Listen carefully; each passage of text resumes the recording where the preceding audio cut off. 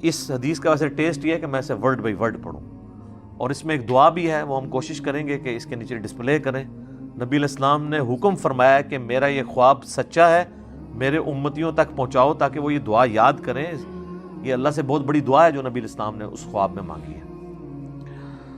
معاذ ابن جبل کہتے ہیں کہ ایک روز رسول اللہ صلی اللہ علیہ وآلہ وسلم ہمیں نماز فجر پڑھانے کے لیے تشریف نہ لائے، قریب تھا کہ ہم سورج کے طلوع ہونے کا مشاہدہ کر لیتے، پھر آپ بہت تیزی سے تشریف لائے، چنانچہ نماز کے لیے اقامت کہی گئی۔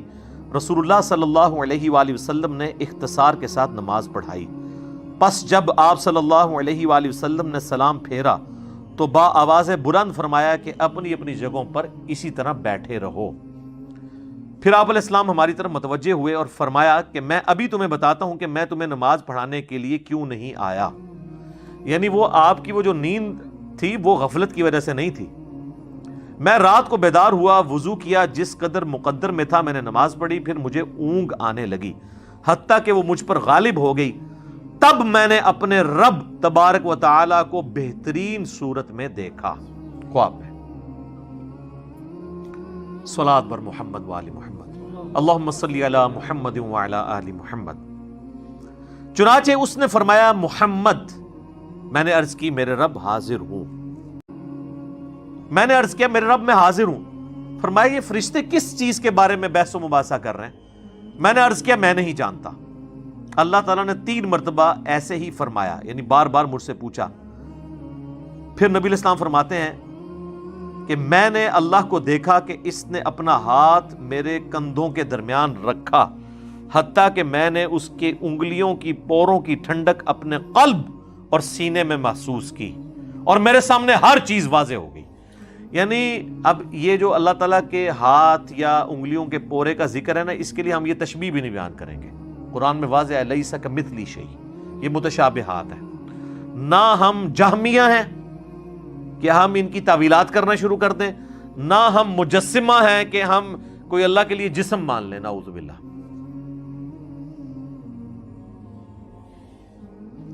اور یعنی اس کی برکت سے پھر ہر چیز کہتے ہیں مجھے واضح ہوگی اور میں نے پہچان لی۔ پھر میرے رب نے مجھ سے فرمایا محمد، میں نے عرض کی میرے رب میں حاضر ہوں۔ یہ مقرر فرشتے کس چیز کے بارے میں بحث و مباحثہ کر رہے ہیں؟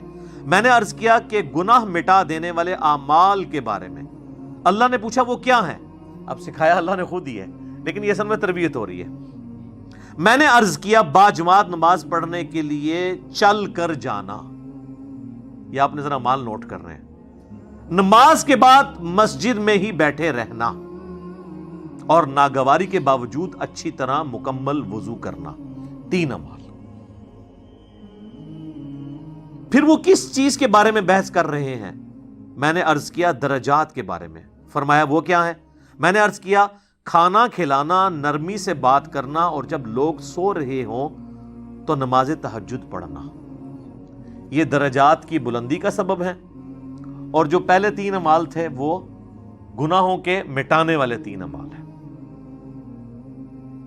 اچھا نبی علیہ السلام فرماتے ہیں کہ اللہ تعالیٰ نے پھر مجھ سے فرمایا کہ اے محمد کچھ مانگنا ہے تو مجھ سے مانگ لو۔ اب نبی علیہ السلام نے اسی وقت ایک دعا، وہ اللہ نے ان کو تعلیم کی یا فی البدی زبان پہ آئی خواب کی حالت میں، تو وہ جو باتیں ڈسکس ہو رہی تھی نا، نیک اعمال، گناہوں کو مٹا دینے والے اعمال، درجات کے بلندی والے، تو نبی علیہ السلام کہتے ہیں جب مجھے اللہ نے کہا نا کہ مانگ لے کچھ مجھ سے مانگنا ہے، تو میں نے پھر یہ دعا مانگی۔ وہ ہے دعا جناب، اللہم انی اسألک فعل الخیرات وترک المنکرات وحب المساکین وان تغفر لی وترحمنی واذا اردت فتنة فی قوم فتوفنی غیر مفتون، اسألک حبک وحب من یحبک وحب عملی یقربنی الی حبک۔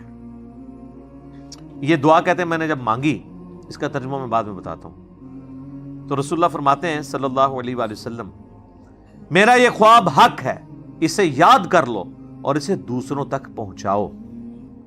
امام ترمذی فرماتے ہیں حدیث حسن صحیح ہے، اور میں نے محمد بن اسماعیل بخاری سے اس حدیث کے متعلق پوچھا تو انہوں نے فرمایا یہ حدیث صحیح ہے۔ اب یہ ہے اصل میں وہ دعا جو آپ کو یاد کرنی چاہیے۔